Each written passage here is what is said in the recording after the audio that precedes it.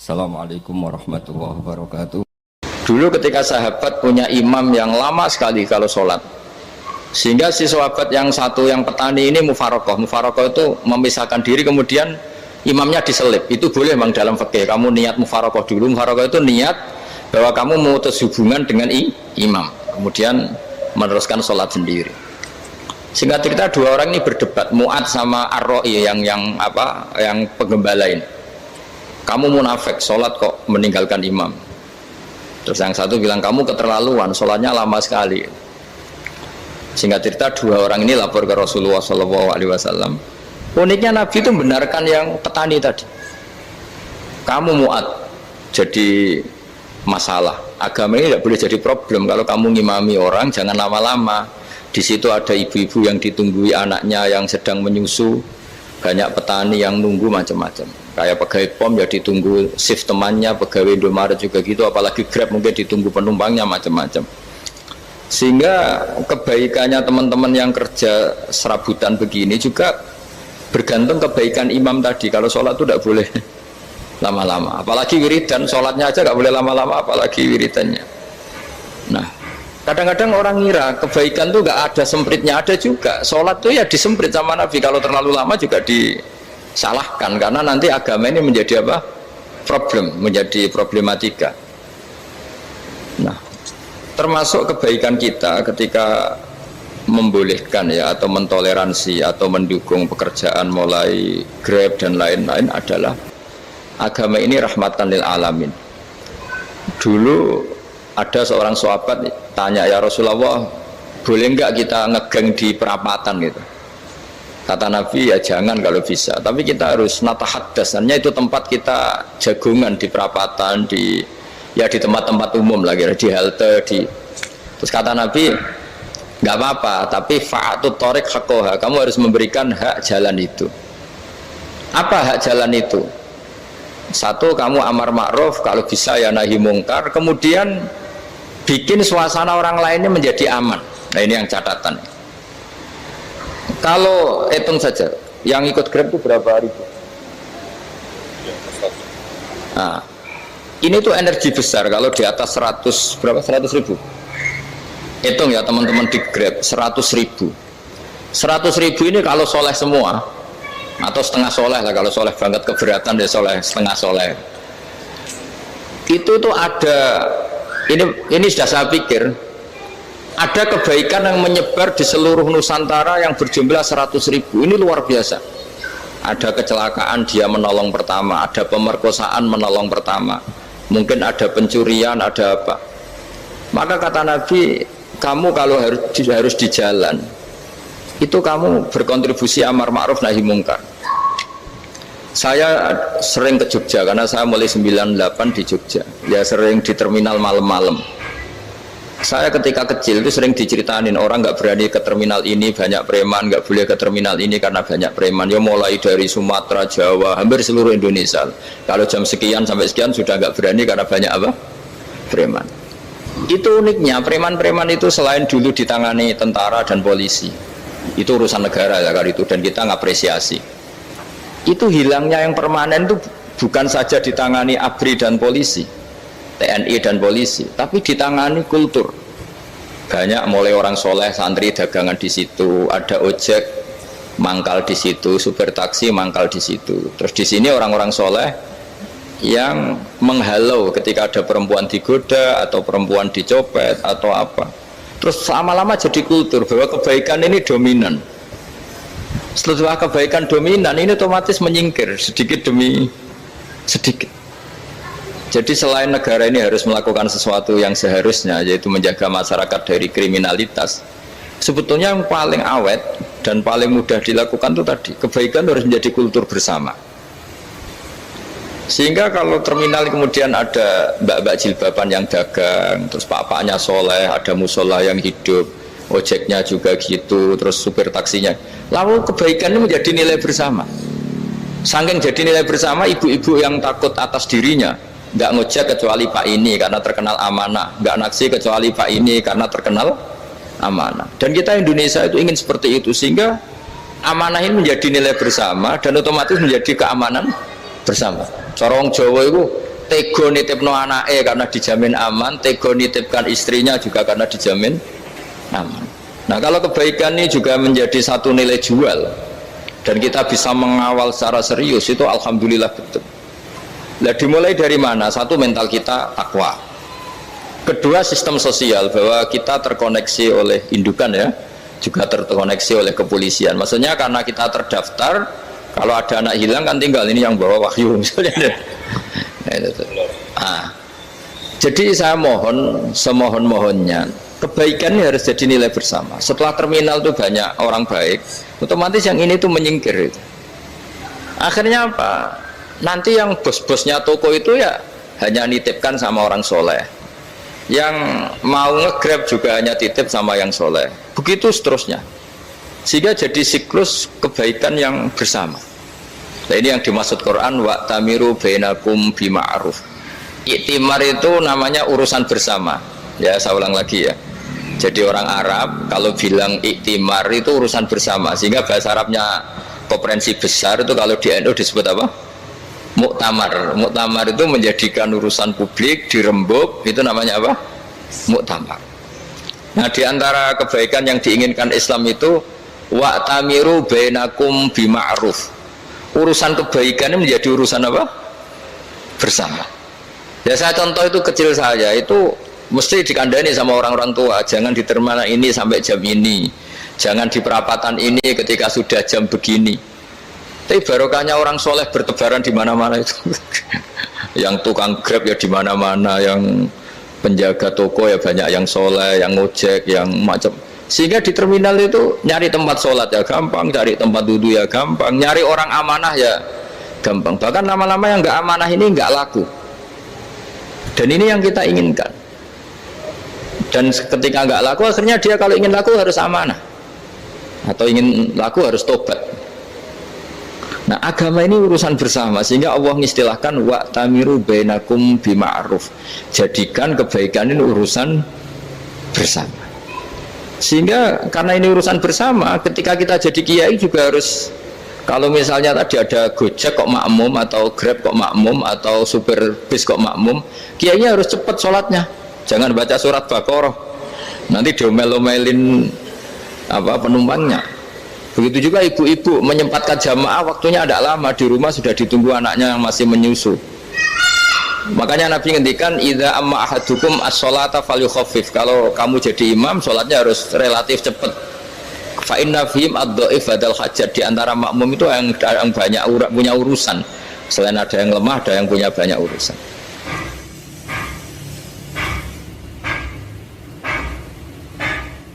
Nah, terus ketiga, masalah kekayaan hati. Kekayaan hati ini penting sekali, karena rata-rata teman di Grab itu kan miskin lah. Tapi jangan miskin sampai miskin hati itu. Bahwa kamu nyari nafkah itu sudah ibadah, berkelana di dunia Allah juga ibadah, menyaksikan macam-macamnya orang itu juga ibadah. Bahkan menambah khazanah ilmu. Di antara warisan ilmu yang kita dapatkan dari Rasulullah SAW, misalnya kamu jalan-jalan, punya kaki dua, punya tangan dua. Gara-gara jalan-jalan sering ngerti orang yang buntung. Alhamdulillah meskipun saya hanya Grab, masih punya kaki utuh. Terus ketemu orang buta ya gitu. Alhamdulillah ladzi afani mimma btalaka bih. Alhamdulillah saya terselamatkan dari seperti itu. Sehingga melihat orang maksiat juga gitu. Saya meskipun gini terselamatkan dari tempat maksiat, sehingga hidup itu tidak nelongso gitu. Ada nilai lebih yang kita punyai. Jadi di antara kebaikan Islam adalah orang disuruh ingat sisi nikmat. Nah, kalau nikmat itu sudah ada semua, kata Imam Ghazali, nikmat hidup. Kata Imam Ghazali, jika nggak ada kenikmatan yang Anda punyai, kamu datang ke kuburan. Disuruh datang ke kuburan. Dan kamu bilang begini, kenikmatan kembali ke dunia adalah kenikmatan yang diinginkan mulai yang mati zaman Nabi Adam sampai kiamat. Jadi kalau Fir'aun yang pernah jadi raja, Namrud, semuanya, bahkan orang-orang soleh sekalipun, kalau kamu tanya keinginan terbaiknya apa? Ingin kembali hidup untuk membenahi kesalahannya zaman hidup. Artinya apa? Kehidupan yang kita miliki sekarang adalah kenikmatan yang dirindukan mulai yang mati zaman Nabi Adam sampai kiamat. Maknanya apa? Kita punya kenikmatan yang luar biasa karena kenikmatan yang dirindukan oleh orang yang sudah mati mulai dulu sampai sekarang. Apapun masalah hidup Anda ini punya kenikmatan yang nggak tertandingi, yaitu namanya hidup. Barokahnya hidup itu kita bisa tobat. Setidaknya ingin tobat. Kalau nggak bisa tobat, ingin tobat. Makanya di Indonesia itu banyak nyuwun sewu, banyak maling yang anaknya itu soleh. Karena kalau ngandani anaknya tetap gini, wes le bapak tok sing lakoni kowe ojo. Bapak tok yang alami ini kamu jangan. Banyak di Indonesia orang nggak bisa baca Quran, anaknya hafid. Karena setiap bodoh itu tidak diwariskan. Wes le bapak tok sing bodoh kowe ojo bodoh. Mungkin teman-teman di Grab juga gitu, wes bapak tok cong sing nasib ngene kowe ojo. Jadi kebaikan begini itu akan terus-menerus diwariskan. Sehingga banyak orang tidak tamat SD anaknya dosen, nggak tamat SMP anaknya dekan. Karena setiap dari kita itu cita-cita kebaikannya menurun ke anak cucunya, keburukannya berhenti di dia. Cara wong Jawa itu bapak tok sing lakoni. Nah, di sini saya jelaskan tentang kekayaan rohani. Jadi saya mohon ketika Anda jalan-jalan nganter penumpang itu harus sering muji Allah Subhanahu wa taala. Ya, saya bacakan ayatnya, at-taibunal abidunal hamidun. Orang baik itu yang tobat, yang ahli ibadah. Di antara definisinya itu as-saihun, yang sering jalan-jalan. Siyaka itu jalan-jalan. Jadi orang paling bejo sak dunia itu sampai harus jalan-jalan ibadah dapat uang. Tapi syaratnya ibadah. Sekali tidak ibadah dapatnya masalah kan. Sering gonjekkan orang cantik terus ingat istrinya tidak cantik. Sering gonjekkan orang yang sopan, yang santun terus ingat andekan ini istri saya di rumah rewel gitu. Jadi kalau kamu tidak taat itu adanya penyesalan. Di lampu merah ada orang naik Ferrari, naik Alphard, sementara kamu di rumah hanya mobil butut, kadang malah tidak punya mobil. Jadi kekayaan rohani itu dimulai dari mana? Dimulai dari taat. Cara berpikir itu taat, bukan maksiat. Sekali Anda cara berpikir maksiat, maka adanya hanya penyesalan. Semakin pengalaman di luar, semakin penyesalan. Karena di luar sana banyak orang yang dapat nikmat yang lebih dari Anda. Tapi sekali Anda taat, kamu akan mensyukuri apa yang Anda miliki dan tidak pernah ingin sama yang dimiliki orang lain. Sehingga orang-orang yang sering pergi itu sama Allah dipuji. Jadi tidak ada nabi kecuali di antara ibadahnya itu jalan-jalan. Fasiru fil ardi. Sehingga semua nabi itu mesti pernah melakukan perjalanan internasional. Rasulullah Muhammad SAW pernah jalan-jalan sampai ke Syam, padahal beliau orang Mekah. Nabi Ibrahim yang orang Syam pernah perjalanan sampai ke Mekah. Karena di antara kearifan itu ya dimulai dari apa? Jalan-jalan. Tadi kamu ngerti orang yang macam-macam. Makanya di antara kebaikan umatku kata Nabi itu siyahah fil ard, sering berkelana. Tapi tentu untuk mengambil pelajaran. At-taibunal abidunal hamidun as-saihun. Nah, agama mensupport itu.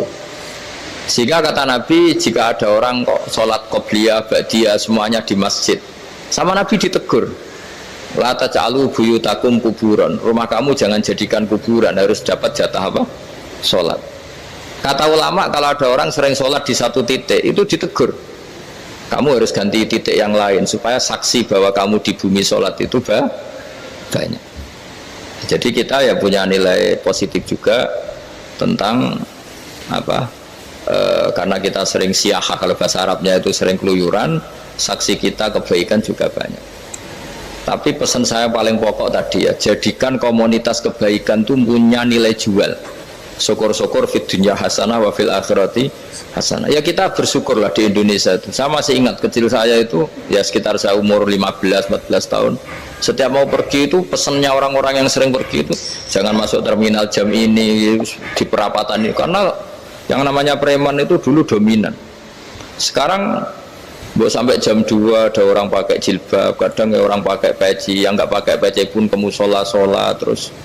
Yes, pokoknya kebaikan itu jadi komunitas dan jadi nilai jual. Bahkan tadi misalnya ibu-ibu yang pergi malam itu kan mesti ada orang-orang yang jadi langganannya karena terkenal apa? Amanah. Yang dititipi anak juga pilih orang yang terkenal apa? Amanah. Nah, nilai amanah ini harus kita jaga terus supaya kamu ya bisa bekerja, orang lain juga nyaman karena amanah tadi, Allah juga senang karena amanah itu perintahnya Allah Subhanahu wa ta'ala. Dan Indonesia harus menuju ke sana. Pemimpin juga harus gitu. Pemimpin bawaannya amanah, bawaannya apa, yang memilih dia juga senang karena nggak malu lah. Tapi kalau kita milih ternyata kita pilih tahu-tahu ditangkap KPK kan ya malu gitu. Dulu kita kampanye mati-matian ternyata dia ditangkap KPK. Tapi kalau dia amanah kan ya senang. Sama kalau tukang Grab ketangkap satu karena penodaan atau karena pengkhianatan, yang malu juga semua karena kadang-kadang nanti digeneralisir seakan-akan semuanya seperti itu. Tapi dengan reputasi panjang nggak pernah terjadi apa-apa dalam Grab kan otomatis lainnya juga terangkat. Nah, ini yang dimaksud wa'tamiru bainakum bima'ruf. Jadikan kebaikan itu urusan bersama.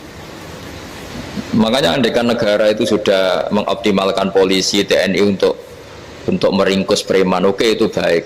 Tapi ya lebih awet lagi kalau itu ditopang masyarakat. Karena yang nggak amanah terkucilkan, terus akhirnya Grabnya nggak laku, akhirnya dia dipecat, akhirnya kan yang maksiat hilang, yang kriminal hilang, yang ada hanya Grab-Grab yang baik. Begitu juga di dunia apapun. Itu yang dimaksud wa'tamiru bainakum bima'ruf. Jadikan kebaikan ini urusan bersama. Nah, karena kita baik, otomatis jadi teladan yang baik bagi anak kita, istri kita, tetangga kita. Dan karena kita baik, maka terhormat. Sehingga orang melihat Grab itu simpatik, respect, karena reputasinya baik. Nah, karena orang respect tidak dicibir. Barokahnya tidak dicibir, tidak mangkel. Barokahnya tidak mangkel, tidak saling ejek, bahkan tidak saling bunuh. Coba kalau kita jelek, dicibir orang, kita dalam keadaan mabuk, tidak terkontrol, bunuh. Jadi efek dari maksiat itu begitu buruknya. Sehingga penelitian itu mengatakan kebanyakan kecelakaan ya pemicu utamanya rata-rata ya nyupir dalam keadaan mabuk. Beberapa nyuwun sewu kasus-kasus kriminal rata-rata ya dipicu oleh hal-hal seperti itu. Makanya meskipun di luar saya tolong hindari narkoba, hindari hal-hal yang maksiat supaya pekerjaan Anda ini barokah.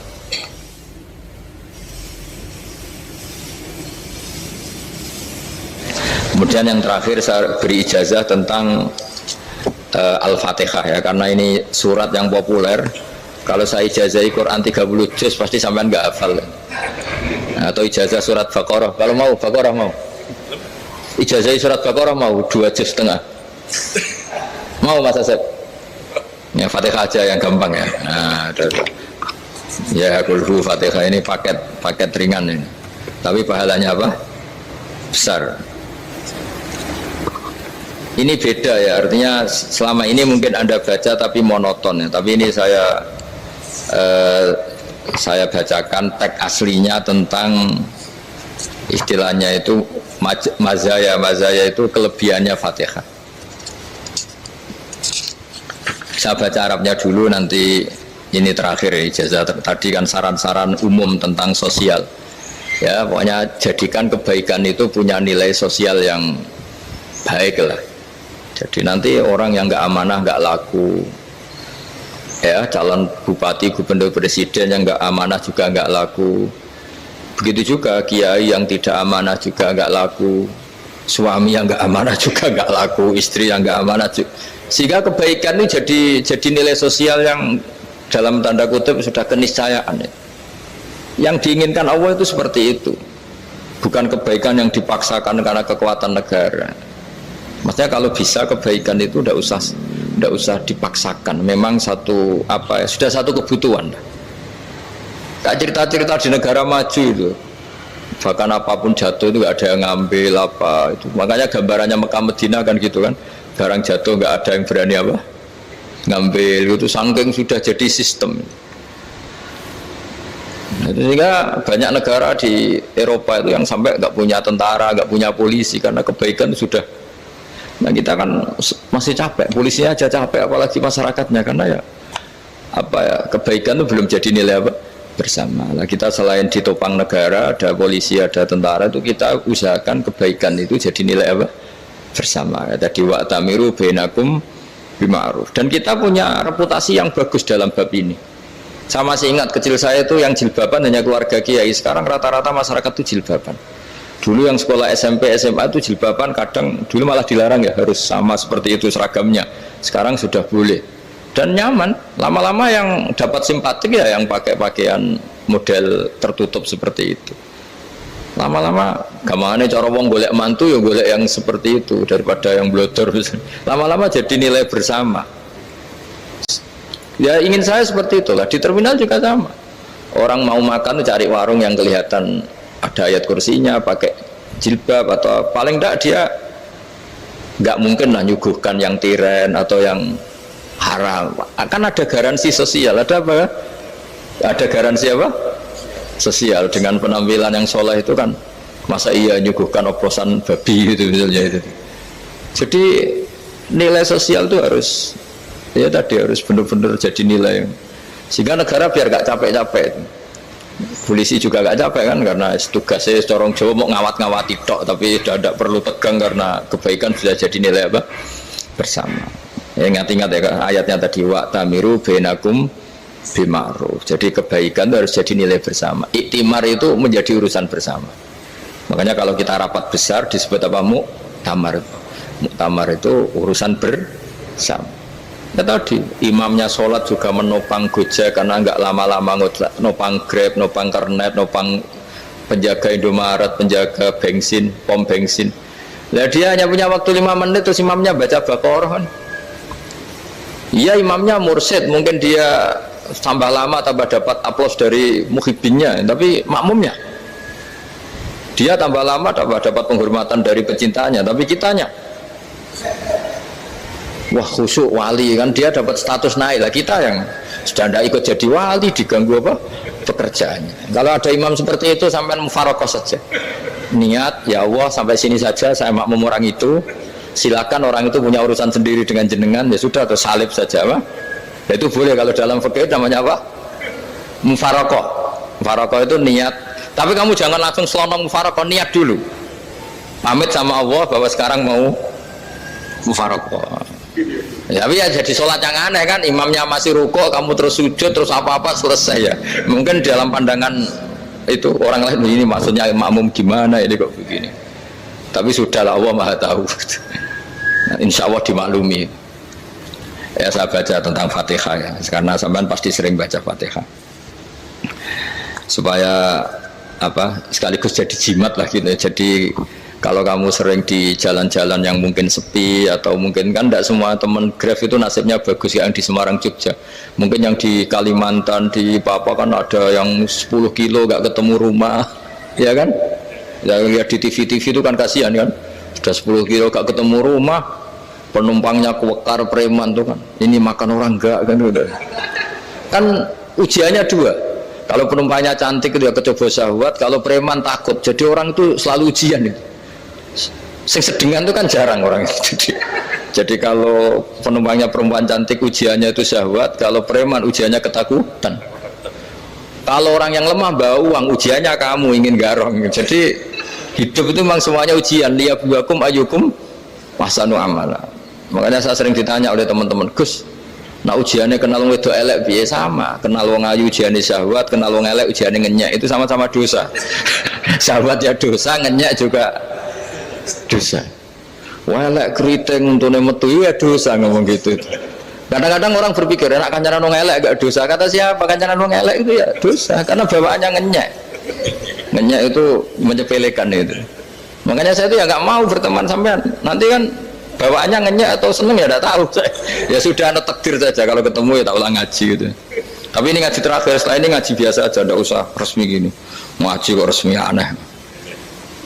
Pokoknya nanti suatu saat kalau pandemi sudah berlalu saya akan ngaji Rebonan, ini ngaji. Ini ngaji yang kurang bagus karena ngatur kiai kurang berkah ini. Nanti tapi ya lumayan lah masih mau ngaji. Ngaji kok tanggal ini jam ini. Sekarang suatu saat kamu tak panggil, Mas Wahyu datang ke sini jam ini, tidak mesti bisa. Mungkin pas ada acara apa, oh, maaf ke sini pas ngecek pas apa. Jadi ya sudah, tapi tak maafkan, enggak apa-apa. Takdir ya. Tak bacakan supaya sampean tahu keramatnya bismillah. Nah, sebelum saya bacakan bismillah Fatihah, tak beritahu tentang ilmu tafsirnya karena ini penting sekali. Fatihah itu dawuhnya Allah, tentu itu dawuhnya Allah. Saya ulang lagi, itu kalam Allah. Tapi yang sudah diberikan kesampaian ke kita semua. Sehingga seakan-akan itu menjadi dawuhnya kita ke Allah. Jangan salah loh ya, Fatihah itu dawuh Allah tapi sudah diberikan ke kita. Sehingga posisi kita itu yang punya itu. Nah, kenapa ini perlu dijelaskan? Karena nanti ada kalimat iyyaka na'budu wa iyyaka nasta'in. Kalau itu masih kalam Allah, berarti Allah ngomong ke kamu, ngendikan ke kamu, kepadamu aku menyembah. Masa Allah menyembah kamu? Nah, sehingga ilmu tafsir itu menyelesaikan itu dulu ya. Saya ulang lagi ya, sebelum sampean sering baca Fatihah, aku yakin ya sering baca. Tapi barokahnya tidak paham itu tidak pernah janggal. Enggak paham itu ya penting supaya tidak iskal, tidak janggal. Sebetulnya di kalimat itu ada yang janggal. Kalau Fatihah itu kalimatnya Allah atau kalam Allah, bagaimana dengan kata-kata iyyaka na'budu? Masa Allah ngendikan ke kita, kepadamu kami menyembah? Masa Allah menyembah kita? Maka penyelesaiannya secara ilmu tafsir gimana? Semua ulama mengatakan, bukan satu dua, semuanya mengatakan di Fatihah itu semuanya diberi kawalan kalimat. Saya ulang lagi ya, di Fatihah itu semuanya diberi awalan kalimat qulu, katakan wahai hambaku begini ya, katakan wahai hambaku begini. Nah, begini ini pelajaran dari Allah yang sudah diberikan ke kita. Terus kita mengatakan bismillahirrahmanirrahim, alhamdulillahirabbil, termasuk kita mengatakan iyyaka na'budu wa iyyaka nasta'in. Jangan bayangkan Allah ngendikan ke kita. Kalau Allah ngendikan kita berarti gini, hei wahyu ihdinas siratal mustaqim, tunjukkan saya jalan yang benar. Nah, nanti kamu terus, ya Allah, Anda aja minta tolong saya minta tolong siapa? Kan jadi panjang kan. Ya, saya ulang lagi ya. Jadi itu di Ulumul Quran diterangkan gimana? Sebelum baca Fatihah ya, Fatihah itu kalamullah, ngendikannya Allah, tapi yang sudah diajarkan ke kita dan sudah milik kita, sehingga kalimat itu menjadi milik kita. Tapi ya kalamullah, tetap kalamullah, tapi sudah menjadi milik kita. Udah paham ya? Ya pinter nah. Ya, karena kalau tanpa penjelasan seperti ini Anda akan iskal. Bagaimana Allah, iskal itu janggal, bagaimana Allah mengatakan iya karena butuh. Kan jadi aneh kan? Ya, jadi tak jelaskan secara ilmiah ya. Jadi kata ulama-ulama tafsir, ayat-ayat Quran seperti ini sebetulnya dimulai dari qulu apa? Meskipun nggak dilafatkan. Itu kan sama dengan qul huwallahu ahad Muhammad. Katakan kalau Tuhan itu satu. Ya, namanya Quran itu kan kalam Allah, membina nabinya, membina umatnya. Makanya dikatakan atau enggak, di sini tersembunyi kata qulu, katakan. Ya. Jadi ya ibarat apa itu? Kamu ngajari anak kamu lah. Panggil jenengan bapak kula. Itu maksudnya anak itu, kalimat itu kalimat kamu, tapi kamu ajarkan ke anak kamu. Terus anak kamu bilang, Pak jenengan bapak kulo. Nah, ketika kamu mengatakan jenengan, bukan kamu mengatakan jenengan anakku, berarti anakmu itu bapakmu, kan lucu kan? Anak kamu ajari jenengan bapak kulo, kamu engkau bapak saya. Terus anak kamu mengulang jenengan atau kamu bapak saya. Berarti itu kalimat yang kamu ajarkan, tapi sekarang sudah milik anak kamu. Kalau itu kalimat kamu kan lucu, masa anak kamu bilang bapak. Nah, itu seperti itu. Jadi ulama memberi solusi atau jawaban iyyaka na'budu wa iya, itu sebelumnya ada kata-kata qulu, katakan wahai hambaku, hubungan kamu dengan saya adalah katakan iyyaka na'budu wa iyyaka nasta'in. Terus hubungan kamu dengan saya katakan juga dalam doamu ihdinas siratal mustaqim. Jelas ya, jadi itu kalam Allah yang sudah milik kita karena diajarkan Allah untuk kita. Dong ya? Ya sudah dong, ya gak jelas ya. Tapi bagus, gak jelas itu bagus. Kalau kamu jelas gak jadi digrab, jadi gubernur. Min azimi fadliha kasratu asma'iha wa fadail ukhra. Ini cerita dramatisnya surat Al-Fatihah. Qala Abu Hurairah radhiyallahu anhu inna iblisa ranna khina unzilat Al-Fatihah. Jadi iblis itu begitu kesakitan. Ini kitab Abwaabul Farad karangannya Syekh Muhammad Alawi, juga kutipan dari beberapa kitab. Yang jelas beliau sendiri juga ngutip dari beberapa riwayat di beberapa hadis. Halaman 1, 2, 3. Ketika Fatihah turun itu iblis kesakitan, kayak orang sakit gigi lah, tersiksa sisanya karena turunnya surat apa? Al-Fatihah. Artinya kalau Anda baca Fatihah dijiwai, maka Anda melemahkan setan, melemahkan iblis. Wa qala Mujahid khina unzilat Fatihatul kitab ronna fastama indahu asyayatin. Jadi ketika Fatihah itu turun, iblis itu terkapar lah kira-kira, sampai dijenguk banyak setan. Itu di kamarnya di ICU lah kira-kira gitu kalau sekarang itu, entah COVID entah enggak tahu, pokoknya di ICU sampai dijenguk banyak setan. Enggak tahu bawa apa enggak tahu, pokoknya dijenguk banyak setan. Ono yang nyangoni karena ini apa? Ketuanya apa? Pingsan, sakit. Jadi iblis itu sakit sampai dijenguk anak buahnya setan-setan. Ya, semoga kalian semua tidak kenal setan. Kalau kenal berarti teman, apa? Wa qalu misla dzalik wa qala lahum laisa mimma taquluna syai'un walakin unzilat suratun laisa ajruqa ilya illa an harramahu alaihi nar jahannam. Saya ini bukan sakit fisik, kata iblis. Kamu tidak usah jenguk saya, datangkan dokter terbaik, tidak usah. Saya ini tidak sakit fisik. Saya ini sakit karena ada surat yang diturunkan, yang pahala yang melafadzkan surat itu pasti selamat dari neraka. Padahal misi terbesar saya ini supaya manusia masuk neraka. Sekarang punya tamengnya. Gue pusing kan?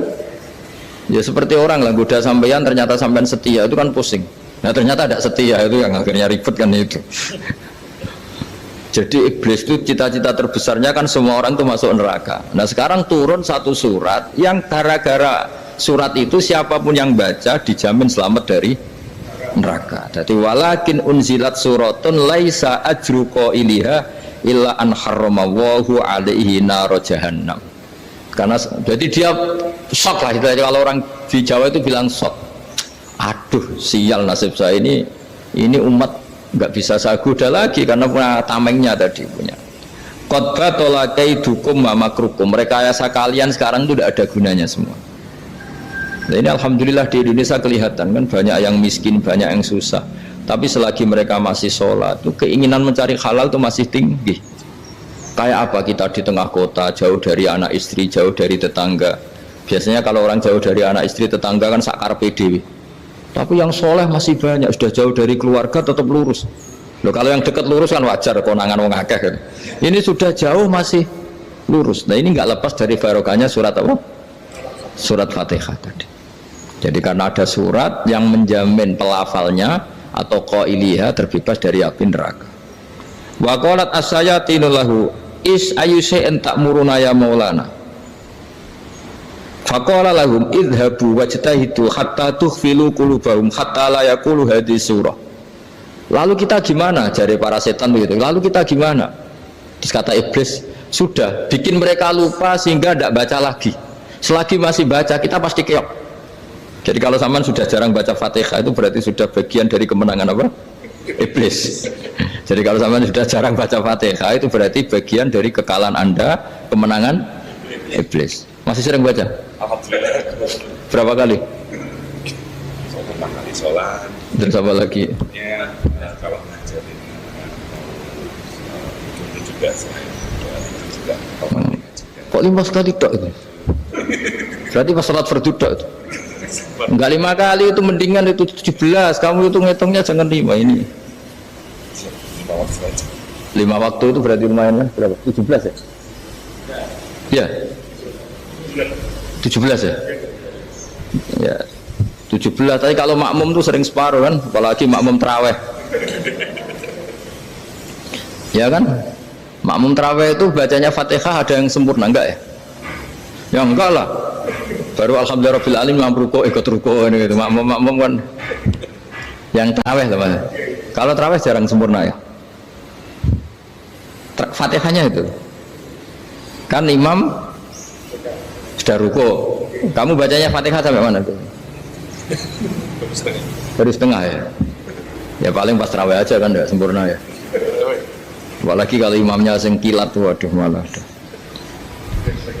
Nah, ketika Fatihah itu sebegitu keramatnya, sebegitu topnya, itu setan rapat, singkat cerita itu yang tadi dipimpin oleh iblis yang sedang terkapar apa?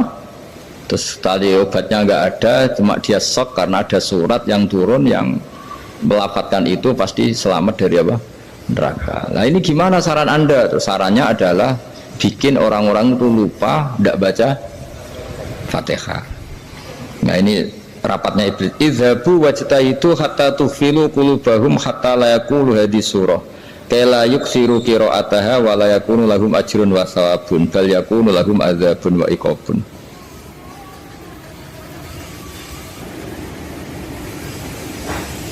Jadi saya mohon selama ini Anda sudah baca, tapi mungkin hanya rutin saja. Napa rutin saja? Jadi barokahnya ngaji ini kamu punya kekuatan atau punya semangat membaca karena ini surat yang luar biasa. Ibarat gini, kalau sampean tanya, saya juga sering mikir, masa Gus hanya surat kok punya kekuatan seperti itu? Di dunia ini kata Allah, mulai Nabi Adam sampai kiamat, nggak ada yang bisa menandingi kekuatan kalimah. Kalimah itu kata-kata, nggak ada yang bisa menandingi kata-kata. Misalnya Anda nge-grab berangkat, istri cuek, berangkat cuek, itu beda dengan ketika meskipun satu kalimat, wes Pak, muga-muga dilindungi pangeran, mungkin jenengan selamat, itu menjadi teduh dan semangatnya luar biasa karena kayak mendapat support. Jadi kira-kira kalimat itu hubungannya kita dengan Allah. Fatihah itu seperti itu. Kamu melafadzkan satu kata-kata yang dibenarkan langit bumi, dibenarkan aras, dibenarkan malaikat, dibenarkan semua penghuni di dunia ini. Sehingga itu efeknya luar biasa. Itu seperti gini ya, kamu cerai sama istri, terus nikah lagi katut babon. 10 tahun anak kamu dididik, ibunya benci kamu. Dan memang Anda layak dibenci. Dididik. Dan sampai nggak pernah manggil kamu Pak. Suatu saat kamu tentu rindu kan ingin dipanggil bapak oleh anak kamu. Suatu saat anak ini manggil kamu Pak E. Itu senengnya bukan main, hanya sebuah kata-kata. Makanya kadang-kadang orang itu tanya sama kiai, ijazah lafadz ini gunanya apa sih? Itu ijazah itu untaian kata-kata. Yang kata-kata ini dibenarkan langit dan bumi dan aras dan para malaikat, sehingga efeknya itu luar. Nah ibarat seperti itulah, kamu melafadzkan Fatihah itu melafadzkan kata-kata yang dibenarkan Allah dan Rasul dan semua malaikat, semua penghuni langit. Maka ini efeknya pasti luar. Nah di sini lah orang-orang dulu itu tahu keramatnya itu, sehingga ketika melawan Belanda, melawan Jepang dulu itu kalimat-kalimat itu menjadi mantra yang luar biasa. Doa yang luar biasa. Tapi di era modern karena orang sudah tidak ngerti itu, dianggap itu mantra, jimat, khurafat, bid'ah, waduh ribet menemal. Sebetulnya tidak seperti itu. Memang kata-kata ini kekuatannya luar biasa. Sama kesakitan hati kamu juga karena itu. Wis ngojek wangilan. Lha Pak di bojo kok kowe gagahe tok kere. Wah, iku seling terus mesti. Padahal kalimat itu kan tidak melukai secara fisik, tapi apa kerjanya sesuk sarasa-rasa. Karena terus dengan pengadilan seperti itu kan, ngapain kerja demi perempuan yang seperti ini? Lagi-lagi kata-kata ini luar. Nah bayangkan kalau kata-kata itu adalah kalimat yang diajarkan Allah lewat Rasulnya, lewat malaikat Jibril. Kayak apa kekuatannya itu? Nah kira-kira Fatihah itu gitu. Kalimat yang baik, kalimatan thayyibah diajarkan oleh Allah dan Rasul. Kayak apa kira-kira kekuatannya? Pasti luar biasa. Wong support yang dikatakan istri kita, anak kita aja luar biasa, apalagi ini support yang diajarkan Allah dan Rasul. Ya makanya saya mohon kalau baca Fatihah, baca kalimat-kalimat thayyibah ketika sholat itu dijiwai. Ya misalnya Rabbana lakal hamdu mil'us samawati wa mil'ul ardi wa mil'u ma syi'ta min syai'im. Engkau zat yang layak dipuji, dan pujian ini memenuhi langit dan bumi. Karena kita tahu nggak ada sejengkal di alam raya ini kecuali di situ ada rahmat Allah. Misalnya kamu bisa lewat sampai rumah saya, kamu mungkin anggap biasa saja. Coba kalau ngalami likuifaksi, tahu-tahu bumi ini ambles, bisa ngelewati yang likuifaksi itu luar. Tanyakan orang pernah ngalami likuifaksi di Sulawesi, itu melihat bumi bisa diinjak gak ambles itu, wah luar Sampean nggak ngalami itu sehingga lewat bumi ya biasa aja. Coba kalau ngalami seperti tidur, ya biasa aja. Coba kalau ada gempa, bahwa bumi tenang ini sudah nikmat yang luar biasa. Masa kamu ngakui nikmat nunggu digituin? Ya kan? Nah, makanya baca Fatihah dijiwai lah bahwa ini kalimat yang luar biasa. Nah, saya teruskan ya. Warwa Muslimun fi sahihihi an Ibnu Abbas radhiyallahu anhuma annahu qala bainama Jibril alaihi salam qaidun dan Nabi itsami anaqidan min fawqih farafa'a ra'sahu faqala hadza babun minas sama futihal yawma lam yuftaqadu ilal yaum fanazala minhu malakun faqala hadza malakun nazala ilal ardi wa lam yanzil qattu illal yauma fasallim wa qala absyir binuraini qad utitahuma lam yu'tahuma nabiyyun qablak Fatihatul kitab wa khawatimu suratil Baqarah. Jadi suatu saat Jibril ini jagongan kira-kira gitu sama Rasulullah. Tahu-tahu langit itu gemuruh. Karena langit gemuruh kata Jibril terus semuanya ngangkat kepala ke langit. Ini pintu langit baru ini dibuka, yang sebelumnya tidak pernah dibuka seperti ini. Turunlah malaikat, yang malaikat ini pun malaikat spesial, yang nggak malaikat murahan lah kira-kira gitu, yang nggak pernah turun ke bumi kecuali juga saat itu dengan penyambutan yang luar biasa, dengan semuanya tidak pernah terjadi hanya karena bahas surat Fatihah. Jadi ini surat yang luar biasa, pengawalannya lewat malaikat yang spesial, nggak pernah turun di bumi kecuali saat itu, penyambutannya juga nggak pernah seperti itu, baru seperti itu. Jadi semuanya itu spesial. Nah, kenapa ini spesial? Karena di situ ada isi puja-puji kepada Allah Subhanahu wa Ta'ala. Ada ikrar kita, alhamdulillah rabbil alamin ar-rahmanir rahim. Ikrar ini penting. Kalau contoh paling gampang gitulah, kamu punya istri selama ini cerewet terus, suatu saat ngomong, Pak, tak angen-angen rawono wong lanang koyo sampeyan. Wah, itu langsung tidak ada lelaki sebaik engkau. Itu sama senengnya, masya Allah, karena ada ikrar dari seorang istri ke kamu. Nah, bayangkan kalau ikrar kita sebagai hamba diakui oleh Allah Subhanahu, maka ikrar ini akan dicatat sebagai kebaikan kita yang kita pandang nanti di akhirat, karena ada ikrar. Kita ikrar bahwa alhamdulillah rabbil alamin, kita ikrar ar-rahmanir rahim, kita ikrar maliki yaumiddin, kita ikrar iyyaka na'budu wa iyyaka nasta'in. Sampean misalnya jadi orang Indonesia, ketemu orang Indonesia yang makmur di Jerman, terus lupa Indonesia. Kamu orang Indonesia? Enggak, saya enggak orang Indonesia. Mangkel gak kira-kira? Mangkel. Karena salah ikrar kan gitu. Ya, jadi saya mohon jangan anggap kalimat itu hal yang biasa, tapi luar biasa. Nggih, ngoten mawon. Assalamualaikum warahmatullahi wabarakatuh.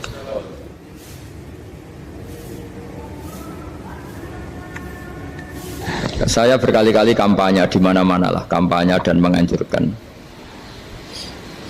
Di antara catatan dalam Suhufi Ibrahim wa Musa kan ada kan di Quran itu yang dinamakan lampiran-lampiran wasiatnya Nabi Ibrahim dan Nabi apa?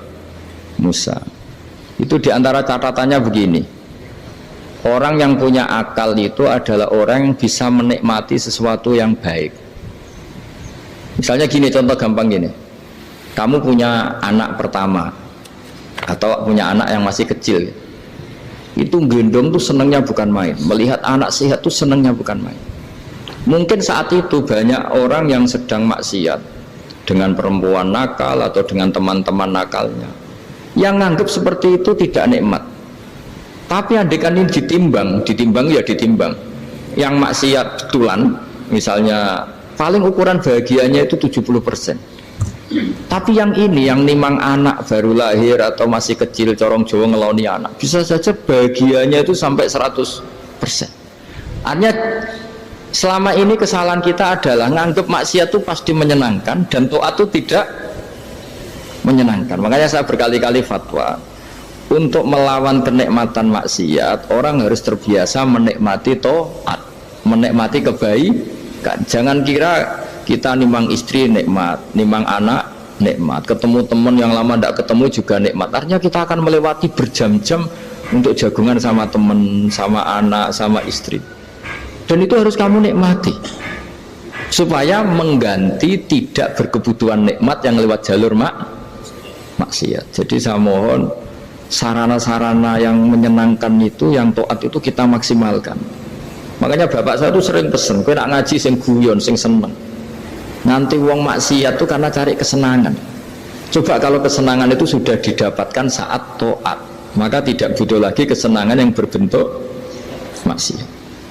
Makanya orang-orang wali dulu kalau sudah sholat itu gak bisa berhenti karena merasa nikmat.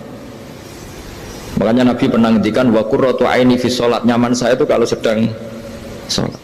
Itu tadi. Bayangkan kalau besok itu pasti mati. Makanya latihannya harus gitu. Bayangkan besok itu pasti mati. Berarti itu hari terakhir kamu. Ya, hari dengan merasa hari terakhir itu kalau kamu maksiat kan malu. Waduh, saya mati pas. Makanya sholli sholata muwaddiin. Kamu sholat seakan-akan itu sholat terakhir. Dan bayangkan akhirat itu wa'mal li akhiratika ka'annaka tamutu, dan bayangkan akhirat itu besok kamu mati. Sehingga ketemu istri ya seneng karena ini pertemuan terakhir, ketemu anak ya seneng ini pertemuan terakhir, sholat juga tenanan karena ini sholat terakhir. Sehingga kalau mau maksiat tuh takut, jangan-jangan ini kehidupan saya terakhir kok tak pakai seperti ini. Nah, jadi di antara resepnya itu apa tadi? Nganggep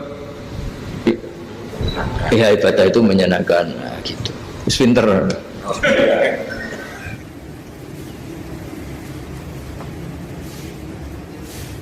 Oke, satu pertanyaan lagi, Gus. Ini ada pertanyaan dari teman-teman mitra driver Grab. Saat mengantarkan barang, tiba-tiba azan waktu sholat, ya, Gus. Lalu kita sebagai driver harus sholat dulu atau menyelesaikan orderan dulu, karena itu juga amanah kan orderannya itu. Mungkin nganter barang atau mungkin nganterin penumpang. Mengingat barang tersebut sudah ditunggu pemiliknya dan penumpang tersebut juga sudah ada janji yang lain, pokoknya gitu. Nyuwun pencerahannya, Gus, gitu. Begini ya, ini kan fikih sosial ya. Saya jawab, ini memang harus pakai fikih, nggak pakai rasa. Saya ulang lagi, pakai fikih, nggak pakai rasa. Waktu sholat itu kan banyak ya, diantaranya maghrib dan isya, duhur dan asar, terus subuh sendiri. Ya, ben sampean belajar fikih, orang belajar tasawuf ya. Nah, kalau subuh itu tidak ada toleransinya kalau waktunya sudah tinggal 10 menit karena tidak ada jamak. Ya, tidak ada apa? Jamak. Sehingga misalnya kalau kamu ngojek waktu tinggal 10 menit ya harus sholat. Tapi kalau sekedar dengar azan ya, ini penanyanya kayaknya itu teman kamu, jadi fikihnya kayak kamu, nggak jelas. Azan itu kan bukan akhir waktu sholat. Azan itu bukan akhir waktu sholat, tapi awal sholat. Itu tidak harus supir Grab, tidak harus supir Gojek. Meskipun kamu makan ada azan ya teruskan saja, kan tidak akhir waktu sholat. Anda menerima tamu, gendong anak, atau sedang nyupir, atau sedang bercengkrama sama teman. Kalau ada azan ya nggak apa-apa, misalnya diteruskan. Kan bukan akhir waktu sholat. Yang benar-benar ditinggalkan itu kalau waktu sholat misalnya tinggal 7 menit.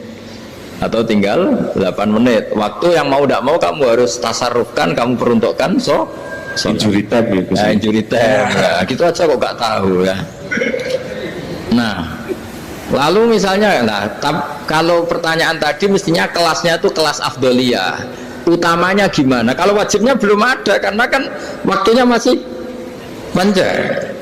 Jadi pertanyaannya bukan wajibnya tapi sebaiknya, karena ini semuanya belum mendesak kan. Andai kan kamu teruskan nganter barang kan tidak ada jaminan waktunya habis. Padahal kalau kamu memaksa sholat, mungkin citra kamu sebagai supir Grab tidak baik karena dianggap mengabaikan konsumen. Nah, terus kedua menyangkut jarak.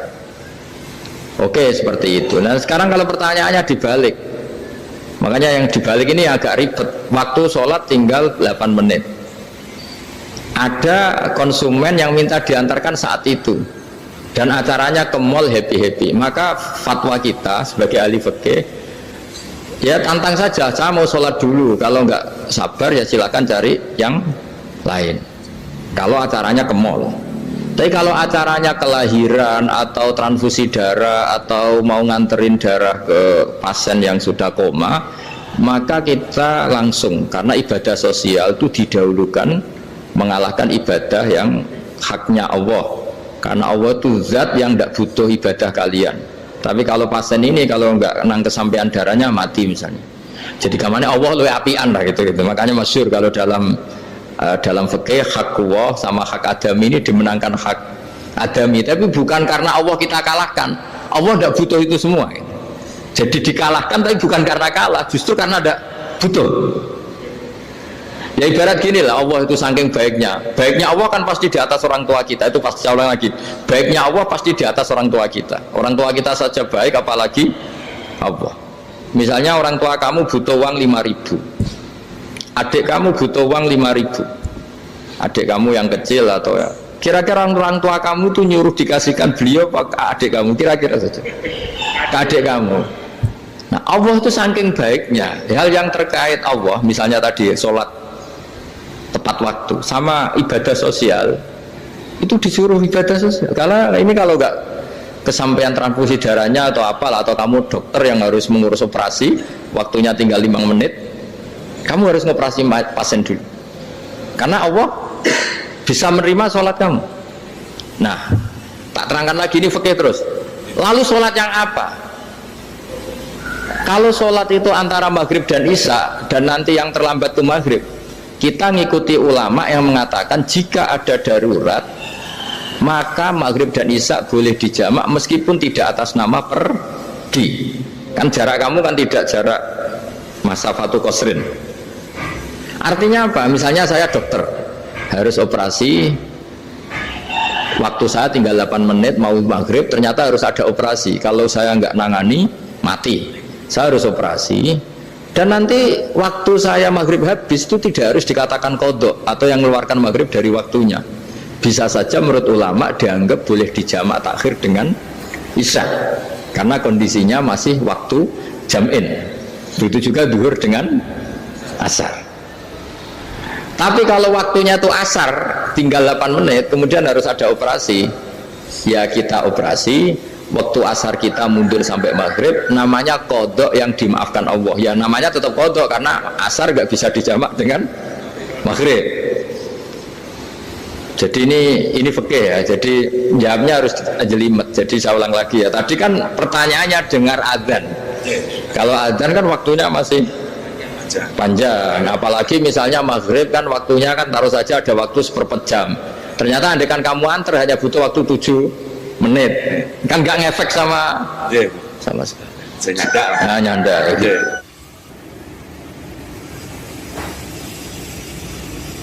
Kalau ada driver dapat orderan food, nganterin makanan, tapi makanannya non halal, itu pakai pripun. Nah, makanya itu tadi, kamu tahu betul kalau itu non halal loh? Kalau itu sudah tahu pasti non halal. Nah, iya, daging Tyrannosaurus, nonton mungkin.